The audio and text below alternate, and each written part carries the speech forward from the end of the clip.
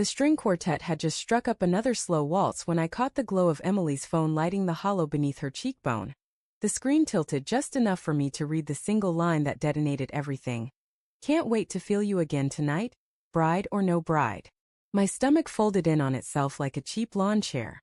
She thumbed the glass dark, slid the phone into the tiny satin purse clipped to her garter, and glided back into Sarah's arms as if the message had never existed.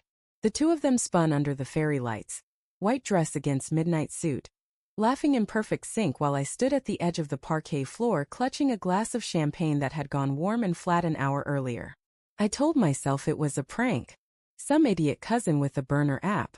Emily had been distant for weeks, sure, but weddings do that. She'd been swallowed by seating charts and floral invoices.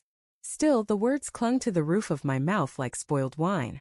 I watched her now, the way Sarah's hand settled low on the small of Emily's back, thumb tracing the ridge of her spine through silk. Emily's eyes were closed, lashes fluttering against flushed cheeks, and when Sarah whispered something against her ear, Emily's lips parted in a soft, involuntary sigh that I hadn't heard directed at me in months. My pulse hammered so hard I felt it in my teeth. We'd met junior year of college at a dive bar trivia night. She knew every capital in Africa. I knew every lyric to every song the DJ refused to play. 6 years later I'd carried her over the threshold of the little blue house on Maple, kissed the flower off her cheek after she baked lemon bars for the neighbors, fallen asleep to the sound of her humming while she folded tiny onesies that never got used. Trust wasn't something we discussed, it was the floor we walked on. Until tonight when the floor cracked open and I saw the drop. Sarah had always been there, orbiting us like a bright, harmless moon. They'd been roommates freshman year. Finished each other's sentences, shared clothes and secrets and inside jokes that left me smiling politely on the outside. I liked her. She'd helped me pick the ring, swore she'd kill me if I ever hurt him. When Emily's dad walked out 2 years ago, Sarah flew in from Denver and stayed 3 weeks, cooking lasagna and holding Emily while she cried herself to sleep on the couch. I owed her. So why did the sight of them now feel like swallowing glass? I drifted through the crowd, nodding at uncles, accepting slaps on the back, every congratulation sounding like a nail in a coffin I hadn't realized was mine. At the bar I ordered a double bourbon I didn't taste. Mark, my best man, followed me. You look like someone kicked your dog, man. What's up? I started to lie, then didn't. I tilted my phone toward him, the screenshot I'd managed while pretending to check fantasy football scores. His face went slack. Jesus, Alex. You sure that's? He didn't finish. We both knew Emily's passcode. I'd used it 100 times to add events to her calendar. The thread went back 8 months. Pet names I'd never heard. Plans for hotel rooms in cities I thought were solo work trips. A photo of Sarah's bare shoulder with Emily's teeth marks blooming purple against the skin. Mark put a hand on my arm. You want me to get her away from Sarah? Make a scene. I shook my head. A scene would be easy. The truth was harder. I found them near the garden doors, moonlight spilling over the hydrangeas. Emily's veil had slipped. Sarah was fixing it, fingers gentle at the nape of her neck. Hey, I said, voice scraped raw. They turned together, mirror images of surprise. Sarah recovered first. Grooms cutting in? She offered me Emily's hand like it was a baton in a relay. Emily's smile faltered when she saw my face. Alex? Baby, you okay? I took her fingers, they were ice. We need to talk. Sarah's eyes flicked between us, something unreadable passing over her features. Regret? Triumph? She stepped back. I'll check on the cake. The door swung shut behind her. Emily searched my face. What is it? I pulled out my phone, opened the screenshot, held it up. The garden suddenly smelled too sweet, cloying. Her breath hitched. She didn't deny it. Didn't gasp or cry or slap the phone away. She just closed her eyes like I'd struck her and she was bracing for the next blow. How long? I asked. My voice cracked on the second word. She opened her eyes. They were glassy but steady. Since February. 6 months. Half the time we'd been engaged. Sarah. The name tasted like rust. Emily nodded once. I didn't mean for it to happen. I swear, Alex. It was comfort. Dad leaving wrecked me and you were so patient, but patience started feeling like distance, and Sarah, she just knew. She always knows. Her voice broke. I kept thinking I could stop.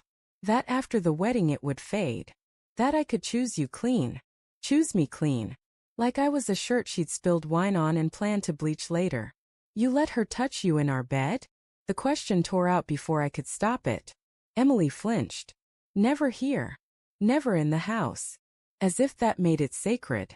I laughed, a sound like tearing paper. Do you love her? The real question, the one clawing up my throat. Emily's tears finally spilled. I don't know. I love you.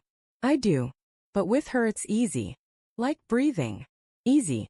8 years of mortgage applications and fertility clinics and learning how she liked her coffee at 3 a.m. when nightmares hit. And Sarah got easy. I wanted to scream, to shove the trellis over, to drag her back inside and make her dance with me until the lie suffocated. Instead I stood there, the man who'd memorized her laughter lines, watching them blur. I thought the distance was wedding stress, I said. I thought if I just held on tighter. She reached for me, I stepped back. Her hand hung in the air between us like a bridge burning. I'm sorry, she whispered. I'm so sorry. Sorry didn't stitch the rip. Sorry didn't erase the image of Sarah's mouth on the curve of my wife's neck, while I slept 10 feet away in the guest room because Emily said she needed space to process. Inside, the quartet launched into our first dance song. Couples swayed under paper lanterns. I saw Mark watching from the doorway, face grim. Sarah stood beside the DJ, arms crossed, eyes on the floor. Emily followed my gaze. What happens now? She asked. Such a small question for such a big ruin. I thought of the honeymoon tickets in my suitcase, the villa in Santorini with the infinity pool she'd circled in the brochure.